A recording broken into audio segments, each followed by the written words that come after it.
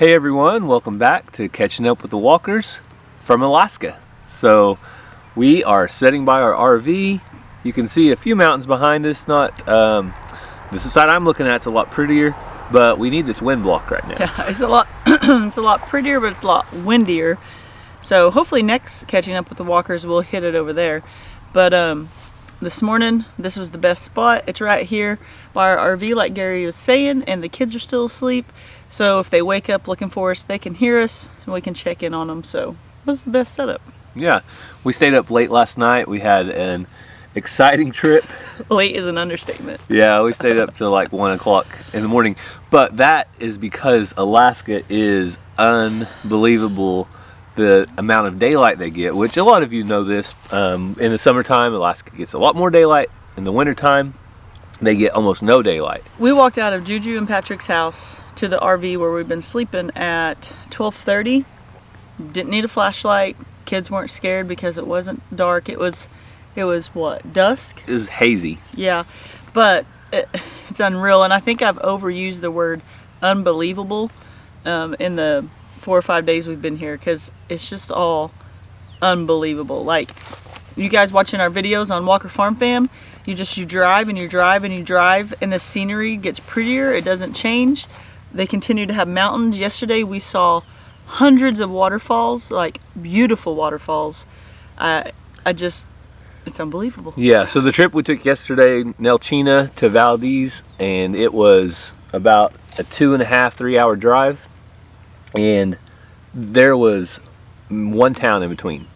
Yep. So at home, every 20 minutes, every 10 minutes sometimes, you have a town. And so that's the other thing, that everything is so spread out. It's unbelievable how few people there are up here. So I know they say the world's population is booming and overpopulated and stuff.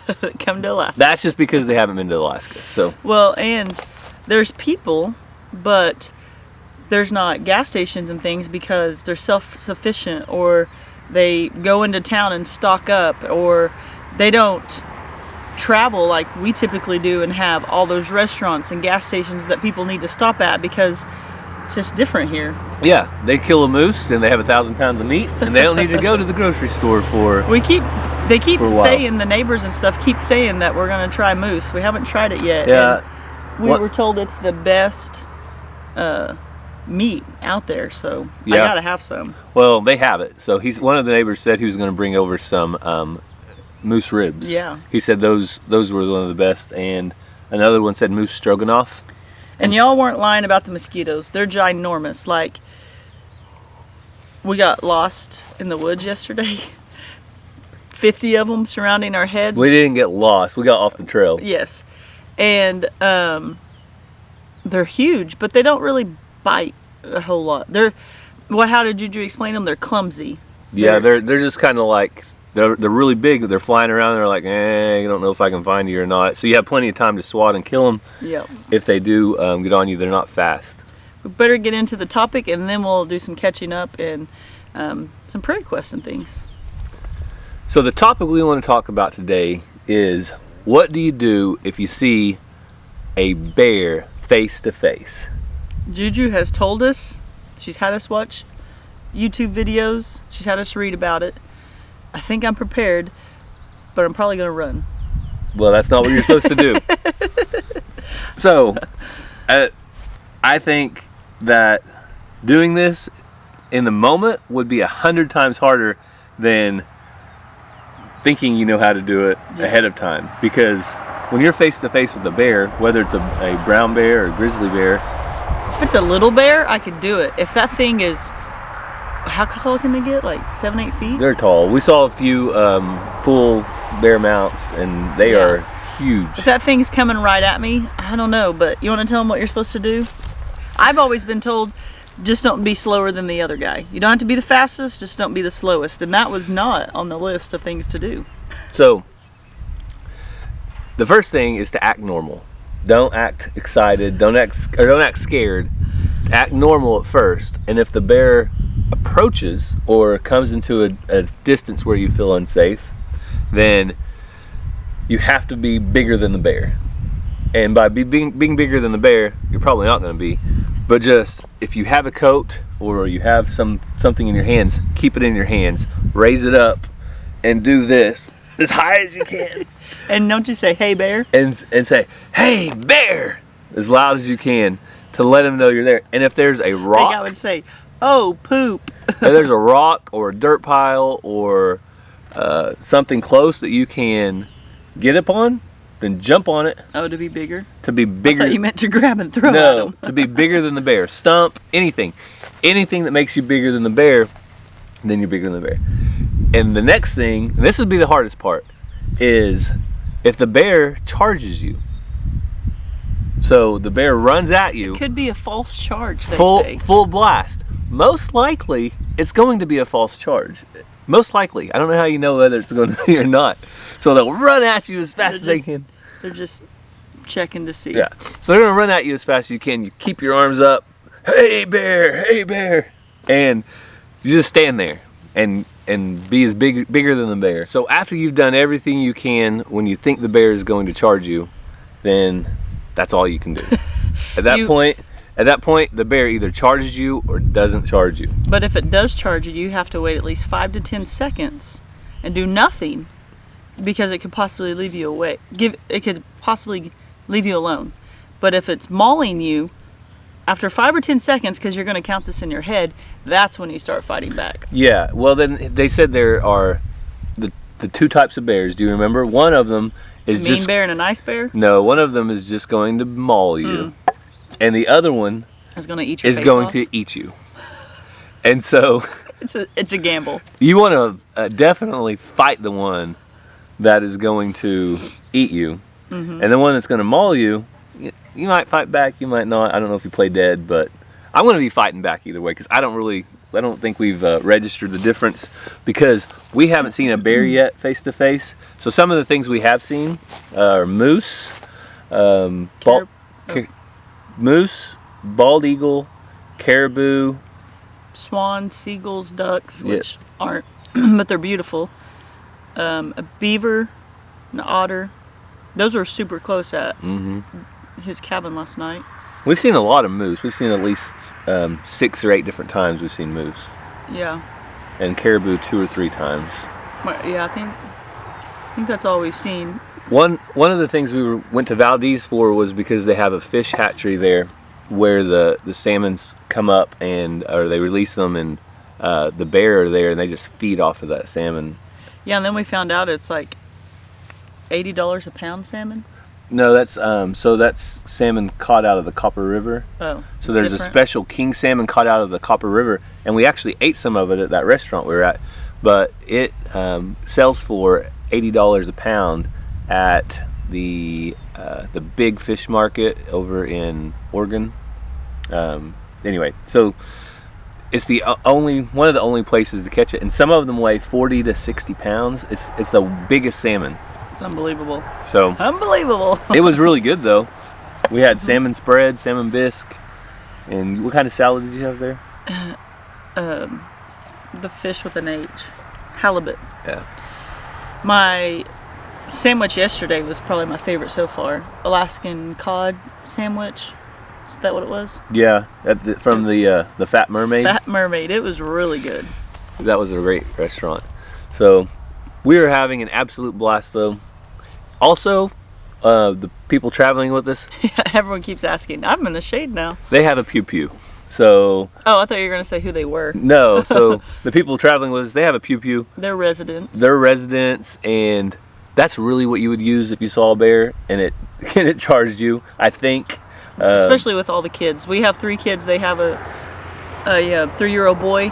So we're not going to go through all those steps with the kids to see if it's going to maul or eat. Like, that would be dumb. I'm not going to take our chances. Also, bear spray. So if you don't have one of those, then you could use bear spray. You spray the bear in the face. I feel like that would just tick it off. Or spray the bear, and I think you start praying at that point. Or you just keep praying that the bear responds well to the bear spray and leaves. So as far as catching up with the walkers, we put out a video where we flew into Anchorage. The kids did awesome on their flights. You want to talk about that? I just keep bragging on the kids because I didn't know what to expect traveling, flying, all the unknowns, but they've done amazing. They love the airplane. 6-hour airplane was a little long, but I sat by Ransom, Gary sat by Ranger, Mazzy for 6 hours, confined to a seat. They did awesome. Yeah, they did really well. Ransom luckily took about an hour or so nap, but he did so good. So we got plenty of chewing gum and suckers to keep them swallowing and popping their ears, because a lot of times I think that's problems with children on the airplanes when they start crying and things, because their ears are hurting and they don't know why. But going through security, getting on the plane ride, getting off, running through the Dallas airport to catch our next flight, they've done awesome. And then traveling in the RV, it's like their favorite thing in the world. They've slept amazing in the RV. So we can't say enough about how the kids have traveled and just done so good. Yeah, so if you haven't seen that video yet, head over to Walker Farm Fam and check it out, because we shared not only them traveling in, but us getting into the RV. I did a tour. I did a full tour of the RV because I know some of you have specifically said, that's my trip that I want to take next. I want to rent an RV in Alaska. And so I went over the details, and if you guys have any questions, just leave that in those comments. And we highly recommend the, what's it called? Great American Holiday? Great Alaskan Holiday. Alaskan Holiday. Yeah, we recommend them to this point, but at the end of our trip, I want to make sure the check-in process goes well. Check out. Well, we checked out the RV. We'll learn to check it back in. Oh, that's true. Right? Well, we checked in and then we left. So it depends on how you see it. Yeah, it could be one way. Either way, when we return the RV, if everything goes smoothly, we'll make sure and do a full video either way. At some point, I'll probably wait a couple weeks, but I want to let others know kind of a full cost of the trip, how the RV, if this would be something we recommend, or if we would recommend something else. So we also, in that video, showed you Beluga Point, and that was a really cool rock right by the ocean, and you could see where the tide comes in, and just we could see those mountain sheep. These white mountain sheep that climb unbelievably high. I don't even know how they survive up there, but that was really cool when we showed you that. Someone said, is that gravel in your guys' shelter okay for your goats' feet? Well, all the sheep we've seen up on top of the mountain haven't complained. Yeah, so they're, I mean, when we're climbing up even as high as we did, there's nothing up there to live off of. Well, we see them, they're on mountains like this. Yeah, they're straight up and down. So that's what we've shown so far, and coming up, we went to a place called Alaskan Resort, and it's a ski resort, but we took a huge tram up the mountain and got some beautiful views. Yeah, the kids loved it. Ranger really wanted to ski. Well, he was not dressed for skiing, even though the weather was pretty good. But it was beautiful up there, and the kids did so good getting on that tram, going up, coming down, because they're not huge fans of roller coasters and things, but they love that. Yeah, it was pretty stable too. It was a big... Yeah, it wasn't shaky. Big car. We also went to Matanuska Glacier, so you guys definitely want to stay tuned for that, because Cassie had an injury. I'm going to let you kind of see. I don't know if you can see all those marks on my hands, but... Somebody pushed her down on the glacier. I was going to put my foot up in the air, but I'm wearing hiking boots and they have shoestrings. And once you get to the ice, you have to put cleats on your shoes to grab a hold. And I was holding Ransom's hand. Luckily, he didn't get hurt at all. But my shoelace on my left foot got stuck in the cleat of my right foot. There was nowhere to go but down. And so I put my hands out naturally, but it was kind of in a valley of ice. And that ice is sharp. So it cut my hands all up. The cuts aren't horrible, but being cold, and then, you know, when you fall on the concrete and stuff, it's like, oh, but being cold and the cuts, the guide, she was amazing. She gave me a scarf out of her bag, and I wrapped my hands up for a little bit and got them warmed, and they started feeling better. But luckily I wasn't hurt bad, but it was enough that I really did want to cry. It looked painful, and we have a whole video over that coming out though, so just stay tuned for that on Walker Farm Fam, as well as our trip from where did we go? Oh, the ATV tour. Yeah. So we toured. We've done so much, some and the mountains days are all and running ATVs, together. And then our trip from Naltina to Valdez. and that's going to be another video because we had a lot of ground covered in there, and we had a lot of things to show. Yeah, and we also showed on that first video the kids in the hot tub. They have gotten the hot tub every day. That was Mazzie's one thing that she wanted to do, and now they want a hot tub, but they're loving that.